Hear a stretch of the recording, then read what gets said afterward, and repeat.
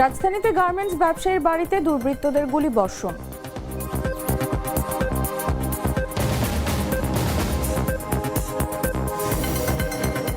রাষ্ট্রপতিকে অপসারণ করে গ্রেফতারের দাবি নাহিদ ইসলামের।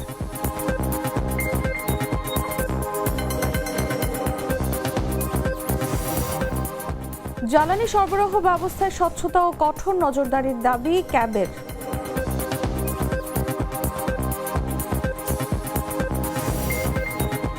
হরমুজ প্রণালী বন্ধ হলে বাড়তে পারে খাদ্যের দাম, বেশি প্রভাব পড়বে এশিয়ায়।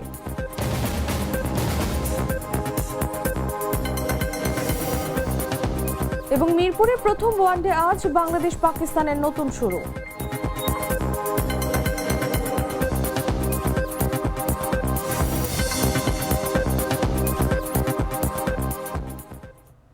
এতক্ষণ শুনছিলেন সংবাদ শিরোনাম। দর্শক, আমন্ত্রণ বেলা 11টার সংবাদে, সাথে আছি আমি তাসলিমা তিথি।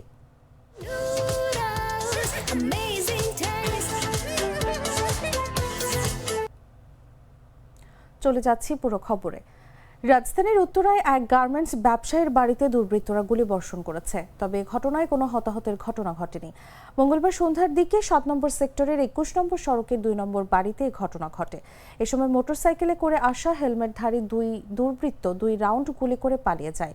গুলি করা 4তলা বাড়িটির নাম জান্নাত, এর মালিক আবুল কাশেম। তিনি একেএসবি গ্রুপের ব্যবস্থাপনা পরিচালক। স্থানীয় বাসিন্দারা জানান, মোটরসাইকেলে 2 ব্যক্তি এসে গুলি চালায়। বাড়ির সামনে থেকে আরও 2টি তাজা গুলি উদ্ধার করেছে পুলিশ।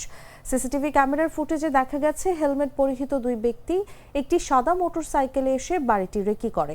তখন সামনের রাস্তায় লোকজনের যাতায়াত দেখে চলে যায়। পরে মানুষের চলাচল কমে গেলে তারা ফের এসে গুলি করে পাশের গলি দিয়ে পালিয়ে যায়। এ বিষয়ে ঢাকা মহানগর পুলিশের উত্তরা পশ্চিম থানার পরিদর্শক মোহাম্মদ মনিরুজ্জামান বলেন, দুজন ওই বাড়ির গেটে 2 রাউন্ড গুলি করে। এই ঘটনায় কোনো হতাহতের ঘটনা ঘটেনি।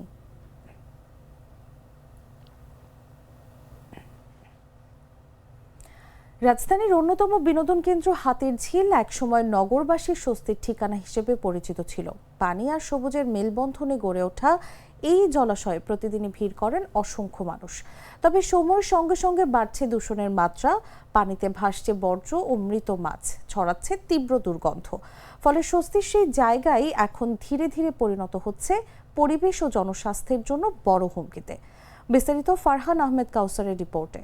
এখানে পানি খুবই নোংরা, বিচ্ছি একটা দুর্গন্ধ আসে, যার জন্য আমরা এখানে বেশিক্ষণ থাকতে পারতেছি না। আমরা এখানে আসলেও নাক চেপে হাঁটাচলা আমাদের করতে হয়।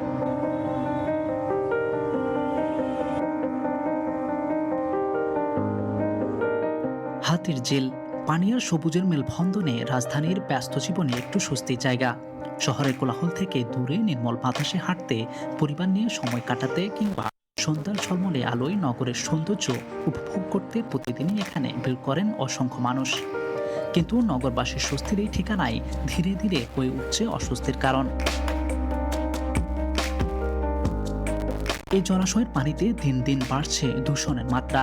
জেলে ভাসমান মৃত মাছ, পানির উপরের বর্জ্যের পুরো স্তর সবকিছু স্পষ্ট জানান দেয় জলাশয়টির ক্রমাবনতির চিত্র। এক সময়ে নগরবাসীর স্বস্তির ঠিকানা এখন দূষণের দাপটে হয়ে উঠেছে ক্রমেই অসহনীয়। দুর্গন্ধ এতটাই বেড়েছে যে একটু সুবাতাস উপভোগ করার সুযোগ নেই, হাঁটতে হয় নাক চেপে। এখন বেশিরভাগ সময় আসি না আসার কারণটা হচ্ছে এখানকার লেকের পানিগুলো খুবই দূষিত পানি, মানে নোংরা। আমরা এখানে আসলেও নাক চেপে হাঁটাচলা আমাদের করতে হয়, খুবই নোংরা পানি এখানে। আশেপাশে কোম্পানিতে আমরা জব করি, এর জন্য আমাদের যেদিন অফ ডে থাকে আমরা প্রায় এখানে করতে আসি। কিন্তু আসার পর এখানে আমরা দেখতে পাচ্ছি যে এখানে পানি খুবই নোংরা, যার জন্য বিচ্ছি একটা দুর্গন্ধ আসে, যার জন্য আমরা এখানে বেশিক্ষণ থাকতে পারতেছি। আর যদিও আমরা যদি আসলেও আবার আমাদের তাড়াতাড়ি চলে যাইতে হয়। আবার অনেকে দেখা যাইতেছে এইসব সমস্যার কারণে অনেকেই ঘুরতে আসেন। এটা একটা ভালো একটা জায়গা, যেহেতু শহরের ভিতর কোনো ঘোরার জায়গা সহজে থাকে না, সরকার এটা ভালোই একটা করছে। কিন্তু পরিবেশ যদি ভালো না হয় তাহলে এখানে আসাটা ব্যর্থ। পরিবেশের কারণে বিভিন্ন রোগ সৃষ্টি হতে পারে। 302 একর আয়তনের হাতিরঝিল এফডিসি থেকে গুলশান পর্যন্ত সংযুক্ত। এই জলাশয়ের পানি দুর্গন্ধমুক্ত রাখতে কর্তৃপক্ষের উদ্যোগ থাকলেও সাধারণ মানুষের অভিযোগ, দায়িত্ব পাওয়া ঠিকাদারি প্রতিষ্ঠানের কাজে সেটি দৃশ্যমান নয়।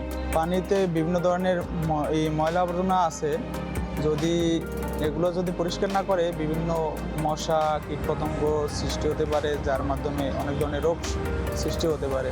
আমরা চাচ্ছি যে এখানে যাতে এই পানিটা যে দূষিত এইটা যাতে নিষ্কাশন করে ভালো একটা ব্যবস্থা করে যাতে এমন একটা পরিবেশ সিটি কর্পোরেশন উপহার দেয় যাতে এই আশেপাশে যে মানুষজন আছে বা যারা দর্শনার্থী যারা ঘুরতে আসে তারা যেন একটা সুন্দর একটা মুহূর্ত এখানে উপভোগ করতে পারে। পরিবেশবিদরা বলছেন, দ্রুত কার্যকর পদক্ষেপ না নিলে পরিবেশ ও জনস্বাস্থ্যের জন্য বড় হুমকিতে পরিণত হবে হাতের জেল। পান আহমেদ কাউসার, জাগো নিউজ, ঢাকা। ঢাকাসহ সারা দেশে জ্বালানি সরবরাহ ব্যবস্থায় স্বচ্ছতা ও কঠোর নজরদারির দাবি জানিয়েছে কনজিউমার্স অ্যাসোসিয়েশন অফ বাংলাদেশ। মঙ্গলবার এক সংবাদ বিজ্ঞপ্তিতে ক্যাব বলেছে, জ্বালানি তেলের সংকটে সাধারণ ভোক্তা, যানবাহন চালক ও পণ্য পরিবহন খাতে ব্যাপক ভোগান্তি সৃষ্টি হয়েছে। রাজধানী সহ দেশের বিভিন্ন স্থানে অনেক ফিলিং স্টেশনে তেল না থাকায় সেগুলো সাময়িকভাবে বন্ধ রাখা হয়েছে এবং যেসব পাম্প খোলা রয়েছে সেখানে দীর্ঘ লাইনের কারণে সাধারণ মানুষকে ঘন্টার পর ঘন্টা অপেক্ষা করতে হচ্ছে। অনেক ক্ষেত্রে চালকদের একাধিক পাম্প খুঁড়েও প্রয়োজনীয় জ্বালানি সংগ্রহ করতে হচ্ছে। জানা গেছে, সৌদি আরবের বৃহত্তম তেল শোধনাগারে হামলার ঘটনার খবর ছড়িয়ে পড়ার পর ভবিষ্যতে তেলের সংকট ও দাম বাড়তে পারে এমন আশঙ্কা চালকদের মধ্যে ছড়িয়ে পড়ে। ফলে অনেকেই প্রয়োজনের চেয়ে বেশি তেল সংগ্রহ করতে পেট্রোল পাম্পে ভিড় করছেন, যা পরিস্থিতিকে আরও জটিল করে তুলেছে।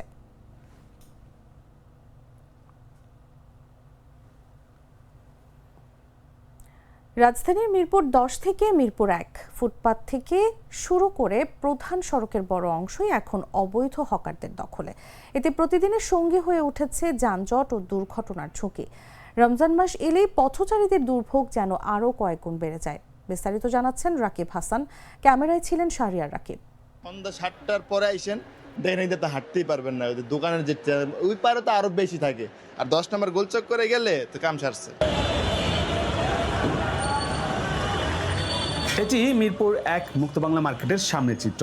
যতদূর চোখ যায় শুধু ভাসমান দোকানের সারি। মার্কেটের সামনে ফুটপাত থেকে প্রধান সড়কের প্রায় 4 ভাগের 3 ভাগই এখন হকারদের দখলে।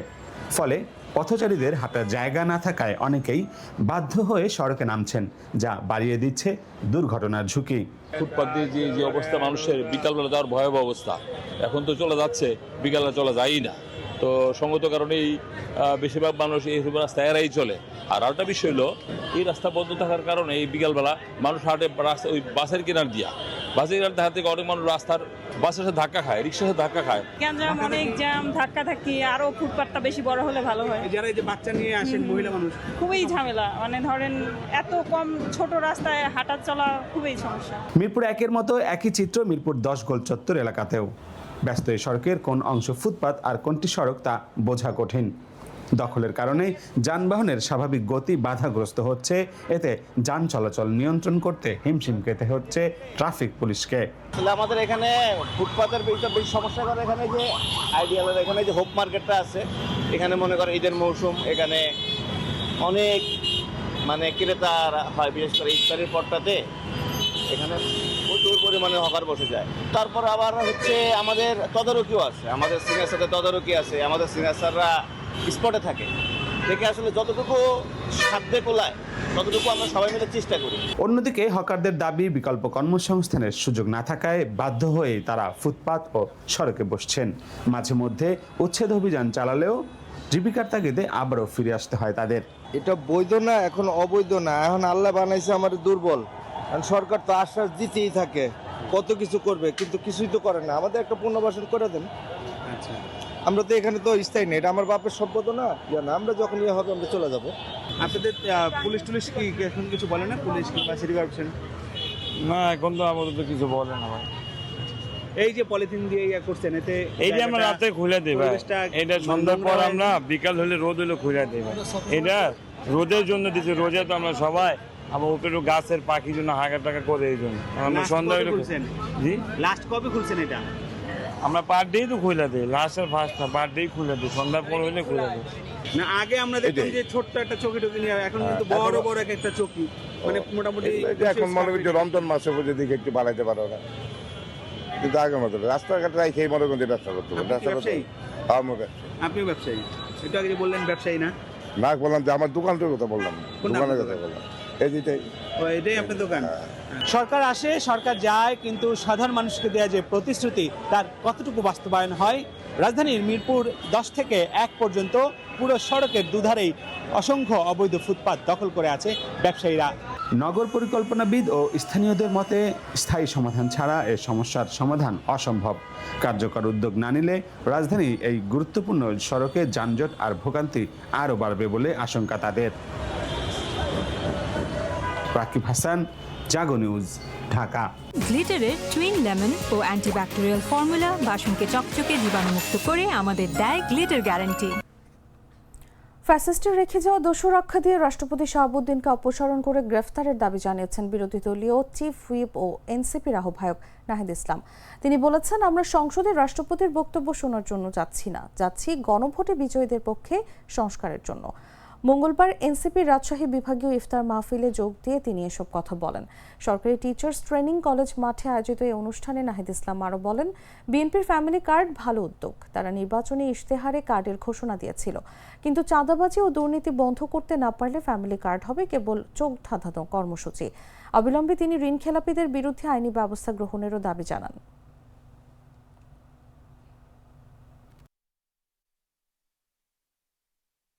আমরা বলেছি এই রাষ্ট্রপতিকে অবিলম্বে অপসারণ করে গ্রেফতারের আওতায় আনতে হবে এবং সংবিধান সংস্কার পরিষদ করে সংস্কার বাস্তবায়ন করতে হবে। হ্যাঁ, বাস্তবায়ন করতে হবে। আপনারা সবাই হ্যাঁ পক্ষে ভোট দিয়েছেন না? আমরা সবাই দল মত নির্বিশেষে হ্যাঁ পক্ষে ভোট দিয়েছি।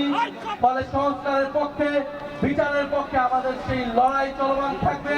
আপনাদেরকেও সচেতন থাকার, 12ই মার্চ সংসদের দিকে তাকিয়ে থাকার আহ্বান জানাচ্ছি।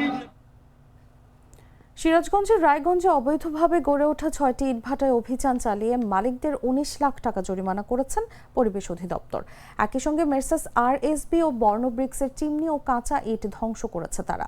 মঙ্গলবার সকাল 10টা থেকে বিকেল 4টা পর্যন্ত উপজেলার ব্রহ্মগাছা ইউনিয়নের বিভিন্ন স্থানে এই অভিযান পরিচালনা করেন পরিবেশ সদর দপ্তরের নির্বাহী ম্যাজিস্ট্রেট সাজ্জাদ জাহিদ রাতুল।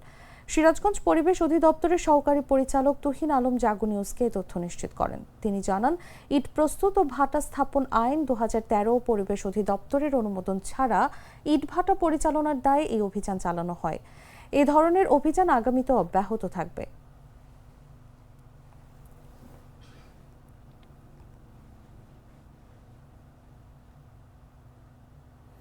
বিশাল আড়তের ভেতর ছোট ছোট দোকান, হাজার হাজার পাইকার খদ্দেরের আনাগোনা, দরদামের হাকডাক আর চারদিকে কাপড়ের গাঁটের ছড়াছড়ি। সিরাজগঞ্জের শাহজাদপুর রবীন্দ্র কাছারি বাড়ির গা ঘেঁষে বসা কাপড়ের হাটের চিত্র এটি। সপ্তাহের রবি ও বুধবার বসে এ হাট, যা শনি ও মঙ্গলবার সন্ধ্যা থেকেই শুরু হয়।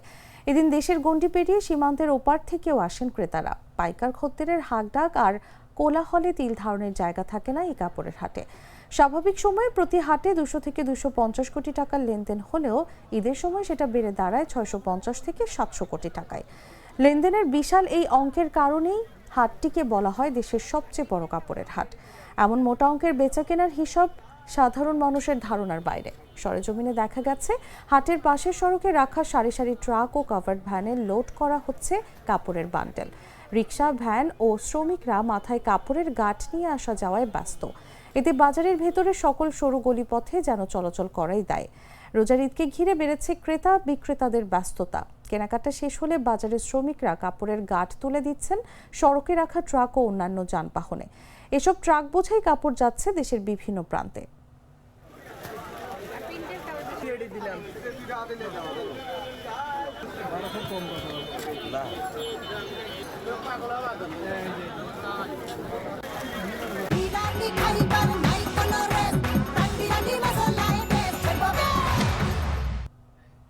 জানাবো আন্তর্জাতিক সংবাদ।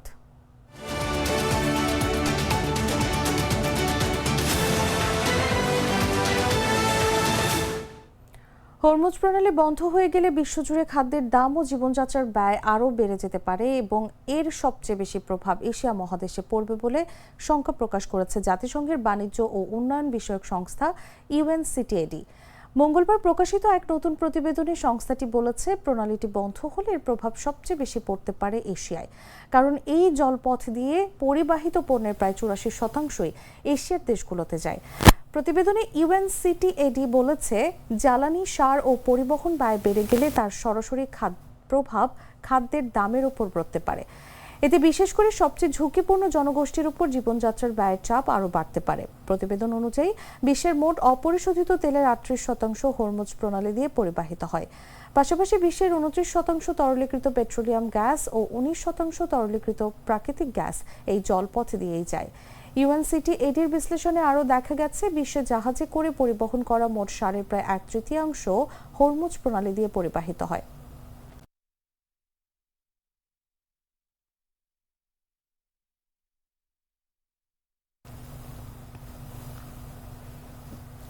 ইরানে গত 28 ফেব্রুয়ারি হামলা শুরুর পর শ্রেষ্ঠ যুদ্ধে পর্যন্ত প্রায় 140 মার্কিন সেনা আহত হয়েছেন। তাদের মধ্যে 8 জনের অবস্থা গুরুতর। মঙ্গলবার এক বিবৃতিতে এ তথ্য জানিয়েছে মার্কিন প্রতিরক্ষা বিভাগের সদর দপ্তর পেন্টাগন। পেন্টাগনের মুখপাত্র শন পার্নেল বিবৃতিতে বলেন, অধিকাংশের আঘাতই ছিল সামান্য ধরনের। তাদের মধ্যে 108 জন এরই মধ্যে দায়িত্বে ফিরে গেছেন, 8 জন গুরুতর আহত হিসেবে তালিকাভুক্ত আছেন এবং সর্বোচ্চ পর্যায়ে চিকিৎসা সেবা গ্রহণ করছেন।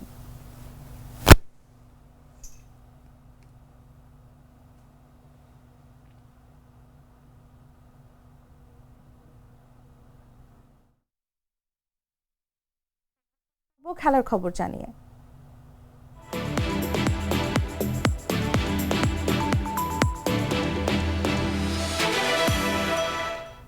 বাংলাদেশ টি-20 বিশ্বকাপে খেলেনি। পাকিস্তান খেললেও যেতে পারেনি সেমিফাইনালে। বিশ্বকাপের পর প্রথম দ্বিপাক্ষিক সিরিজটি দুই দলের জন্যই তাই নতুন শুরু।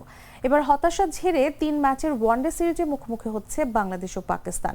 মিরপুর শেরেবাংলা ক্রিকেট স্টেডিয়ামে ম্যাচটি শুরু হবে দুপুর 2:15টায়। বিশ্বকাপ ব্যর্থতার পর পাকিস্তান তাদের 15 সদস্যের দলে 6 জন অনভিষিক্ত ক্রিকেটারকে অন্তর্ভুক্ত করেছে। অন্যদিকে বাংলাদেশ প্রায় 3 মাস পর আন্তর্জাতিক ক্রিকেটে ফিরছে। বাংলাদেশের কোচিং স্টাফরা মনে করছেন, ব্যাটিং ও বোলিং উভয় ইনিংসের মধ্যভাগে আরও উন্নতির প্রয়োজন। সেই লক্ষ্যে মিডল অর্ডারে নতুন সমন্বয় আনা হয়েছে, যেখানে দলে ফিরেছেন লিটন দাস ও আফিফ হোসেন। বাংলাদেশ ওয়েস্ট ইন্ডিজের বিপক্ষে সর্বশেষ সিরিজ জিতলেও আগের 2 সিরিজে শ্রীলঙ্কা ও আফগানিস্তানের কাছে হেরেছে।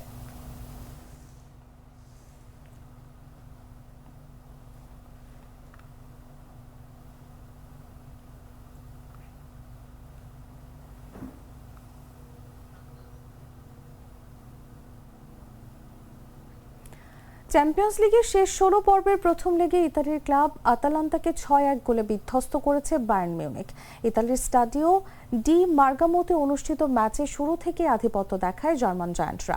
এই জয়ে চ্যাম্পিয়ন্স লিগের কোয়ার্টার ফাইনালে 1 পা দিয়ে রাখল ভিনসেন্ট কম্পানির দল। ম্যাচের সবচেয়ে উজ্জ্বল ছিলেন ফরাসি উইঙ্গার মাইকেল ওলিসে। পুরো ম্যাচ জুড়ে আতালান্তার রক্ষণভাগকে নাস্তানাবুদ করেন তিনি এবং 2 অর্ধেই দারুণ 2টি গোল করেন। ম্যাচের 12 মিনিটে প্রথম গোল করে বায়ার্নকে এগিয়ে দেন জোসেফ স্টানিসেক।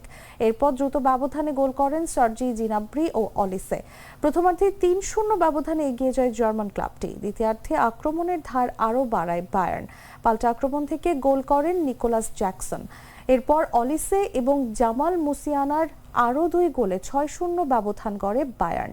ম্যাচের শেষ দিকে আতালান্তার হয়ে সান্তনার একমাত্র গোলটি করেন মারিও প্যাসালিক। এই জয়ের ফলে সব প্রতিযোগিতা মিলিয়ে টানা 7 ম্যাচ জয়ের ধারায় রয়েছে বায়ার্ন মিউনিখ। অন্যদিকে আতালান্তা তাদের শেষ 4 ম্যাচে জয়হীন রয়ে গেছে।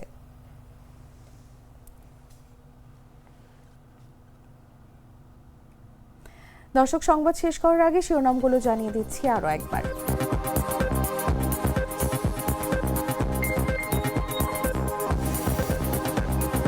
রাজধানীতে গার্মেন্টস ব্যবসায়ীর বাড়িতে দুর্বৃত্তদের গুলি বর্ষণ।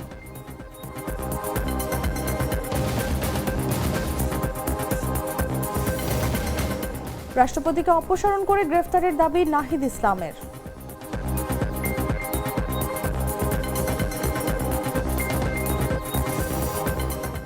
জ্বালানি সরবরাহ ব্যবস্থায় স্বচ্ছতা ও কঠোর নজরদারির দাবি ক্যাবের।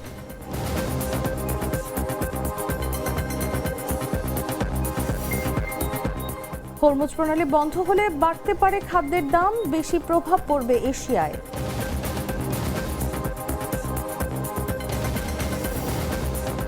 এবং মিরপুরে প্রথম ওয়ানডে আজ বাংলাদেশ পাকিস্তানের নতুন শুরু।